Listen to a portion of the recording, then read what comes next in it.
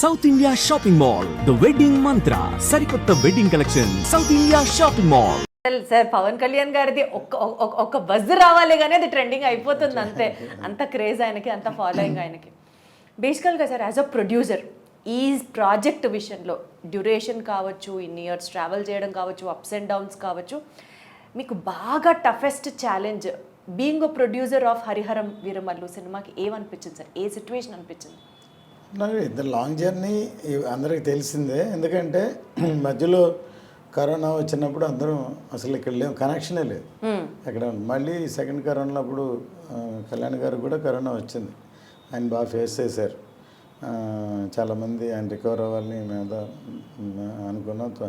Time పట్టింది. Recover అయిన తర్వాత అప్పుడు భీమ్లా నాయక్, హరిహర వీరమల్లు రెండు ప్యారలల్గా చేస్తున్నారు. అప్పుడు ఆఫ్టర్ కోవిడ్ అంత ఇమ్మీడియట్ రికవర్ ముందు ఒక సినిమాని ఫినిష్ చేసి దాని ముందు అది రిలీజ్ చేద్దాం. తర్వాత చాలా టైం బట్టి తర్వాత మా షూటింగ్ వచ్చారు. వచ్చిన సీక్వెన్స్ తోటి అసలు అప్పుడే సినిమా అయిపోవాలి. కానీ ఆ సీక్వెన్స్ చాలా ఇంపార్టెంట్. అది దాదాపు 60 డేస్ చేసాం. అందులో దాదాపు 45-50 డేస్ కళ్యాణ్ గారు ఉన్నారు ఒకే సీక్వెన్స్. ఇంతవరకు మేబీ హిస్టరీ అవ్వచ్చు. ఒక సీక్వెన్స్ ఒక క్లైమాక్స్ చేసిన 10 రోజులు 15 రోజులు చేస్తాం. 60 డేస్ ఒకే ఒక సీక్వెన్స్. సో అందువల్లే దాంట్లో అంత పవర్ ఉంది. మేబీ అక్కడ రామోజీలో షూట్ చేస్తే అక్కడ ఒక హిల్ ఉంది. 4:30కి లైట్ పోద్ది. 4:30 సాయంత్రానికి 4:30కి. జనరల్గా 4:30 to 6 ఒక సాఫ్ట్ లైట్ ఉంటుంది.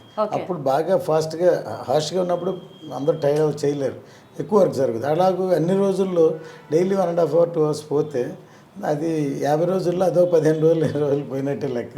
అంతే అంతే. అంటే అటువంటి లొకేషన్ మేము చూస్ చేసాం. అక్కడ ఒక టాప్ హిల్లో ఉండాలని అవుట్డోర్. సో అందువల్ల బాగా టైం పట్టింది. అది ఛాలెంజింగ్ సీన్ అంటారా? ఛాలెంజింగ్ అని కాదు, దాన్ని బాగా కష్టపడి డీటెయిలింగ్గా తీయాల్సిన సీన్ అది. అది అంత కష్టపడినందుకు దాన్ని అన్ని కెమెరాలతోటి అన్ని రోజులు షూట్ చేసిన అది చూసి ఎడిట్ చేయడానికే 3 months పట్టింది. ఒక్క సీన్ ఎడిట్ చేయడానికి 3 నెలలు. అన్ని కెమెరాలు ఉన్నాయి, అన్ని షాట్లు ఉన్నాయి, అంత ఉంది. దాన్ని అన్ని చూడాలి, సెలెక్ట్ చేయాలి. దాన్ని చేస్తేనే ఒక గ్రిప్ రావాలి కదా ఆ సీక్వెన్స్కి. 5 ఏళ్ళు ఎందుకు పట్టిందో ఇప్పుడు అర్థమవుతుంది సార్ మాకు. ఈ సినిమా స్టార్ట్ చేసినప్పుడు సినిమాకి దర్శకత్వం వహించింది క్రిష్ గారు. తర్వాత ఆయన తప్పుకొని మీ అబ్బాయి జ్యోతి గారు డైరెక్షన్ డిపార్ట్మెంట్ ఆయన ఓన్ చేసుకోవడం జరిగింది, ఆయన లీడ్ చేయడం జరిగింది. సరే, ఇది ఎందుకు జరిగింది అన్నది ఫస్ట్ క్వశ్చన్ అయితే, జ్యోతి గారు హ్యాండిల్ చేయడం ఇంత పెద్ద ప్రాజెక్ట్ అన్నది యాజ్ అ ప్రొడ్యూసర్గా ఇది ఒక రిస్కీ ఫేజ్ అని మీకు అనిపించిందా, అనిపించలేదా? లేదండి, ఇదన్నీ ఏమంటారంటే బై నేచర్ ఇది ఫేట్ అనమాట. ఇది మేము తను చెయ్యాలని మా అబ్బాయి అని లేకపోతే అని అనుకోలేదు. ఒక విధంగా తను ఈ కరోనా దాటి క్రిష్ గారు లాంగ్ జర్నీ చేసి వెయిటింగ్ అయ్యండి, ఆయనకి వేరే ప్రాజెక్ట్స్ ఉండి ఎవరికైనా సర్వేలు ఉంటుంది కదా, దాంతో వెళ్ళడం తను ఒక విధంగా కాపాడినట్టే అవుతుంది ప్రాజెక్ట్ని. ఒక విధంగా తప్పుకోవడమా? ఆయన తప్పుకోవడం కాదు, మా జ్యోతి ఎంటర్ అవ్వడం. తప్పుకోవడం కాదు, తప్పు అలానో. ఎందుకంటే ఒక విధంగా ఈ ప్రాజెక్టు ఈ లైన్ ఈ ఇన్స్పిరేషన్ స్టార్ట్ అవ్వడం మెయిన్ క్రిష్ గారే. ఆయన అసలు మేము ఫస్ట్ వేదాళం అనే సినిమాని రీమేక్ చేద్దాం అనుకున్నాం. అప్పుడు ఫస్ట్ డైరెక్టర్ సరే కుదరలేదు. తర్వాత ఫస్ట్ ఎలక్షన్ వచ్చింది. ఆ మధ్యలో ఒకసారి కృష్ణ గారు నాకు బాగా పరిచయం ఉంది. ఫస్ట్ గమ్యం సినిమాని చూసి నేను ఇప్పుడు తమిళ్ రైట్స్ కొనుక్కుని అప్పటి నుంచి పరిచయం. తర్వాత నాకు ఫోన్ చేశారు ఆయన, మణికర్ణిక సినిమా షూటింగ్ జరుగుతున్నా, సరే ఒకసారి మిమ్మల్ని కలుస్తాను, దగ్గర ఒక లైన్ ఉందని. బాంబే నుంచి వచ్చి ఒక 1 hour నాకు లైన్ చెప్పారు. లైన్ నాకు బాగా నచ్చింది. సరే విన్నాను, అది కళ్యాణ్ గారు చేస్తేనే బాగుంటుందని ఆయన చెప్పారు. సరే ఇది ఇట్లా ప్రాజెక్ట్ అవుద్ది అనుకోలేదు అప్పుడు.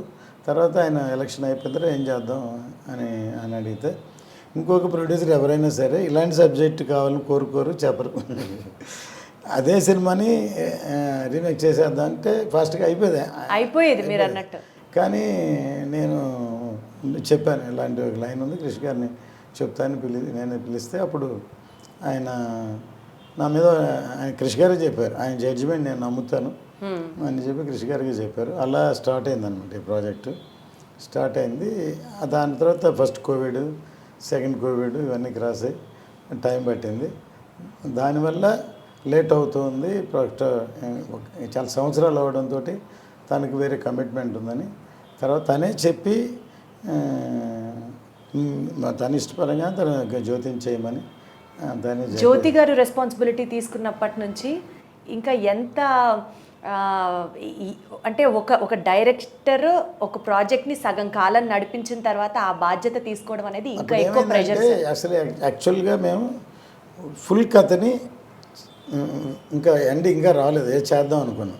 సరే టైం డ్యూరేషన్ అవ్వడం, తర్వాత ఎక్కువ సీక్వెన్స్ని ఆల్రెడీ ప్రీ క్లైమాక్స్గా ఇప్పుడు వాడింది అంతవరకు ఉంది. ఫస్ట్ హాఫ్లో చేసాం, ఇంతవరకు చేసాం. నేను పార్ట్ 1 చేద్దామని జ్యోతి ఎంటర్ అయిన తర్వాత అనుకున్న తర్వాత పార్ట్ 1 చేద్దాం అనుకొని దాన్ని అంత ఫుల్ఫిల్ చేయాలి, తర్వాత అంత స్ట్రాంగ్గా చెప్పాలి, దాన్ని చేయాలి. సీక్వెన్స్ షూట్ చేసాం. తను ఎంటర్ అయిన తర్వాత తను బేసిక్లీ రైటర్.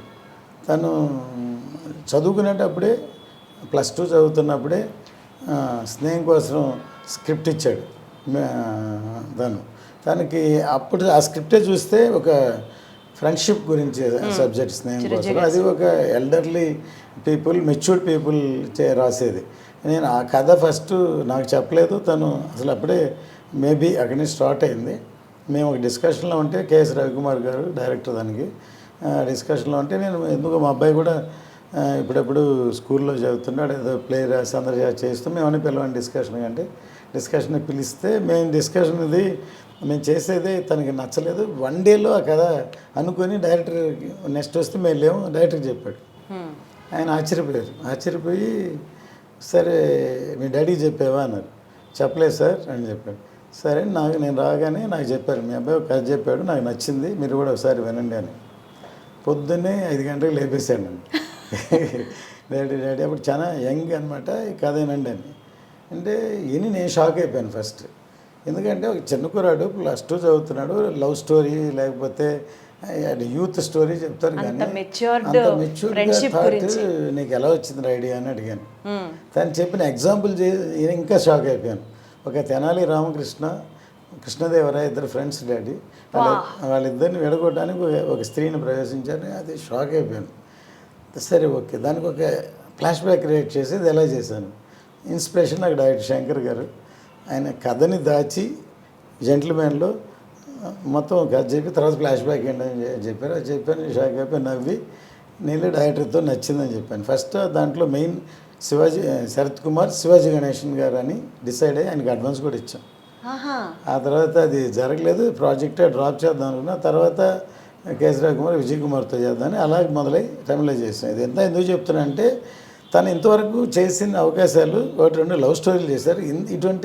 ఇంత పెద్ద హీరోతోటి ఇటువంటి మెచ్యూర్డ్ సబ్జెక్టు తనకి దొరకడం ఒక అవకాశం, లేకపోతే దాన్ని ప్రూవ్ పోతున్నాడు అని చెప్పచ్చు, పోతున్నాడు అని చెప్పచ్చు. ప్లస్ ఇది కథ ఒక పరంగా ఒక పైగా అయితే టెక్నాలజీ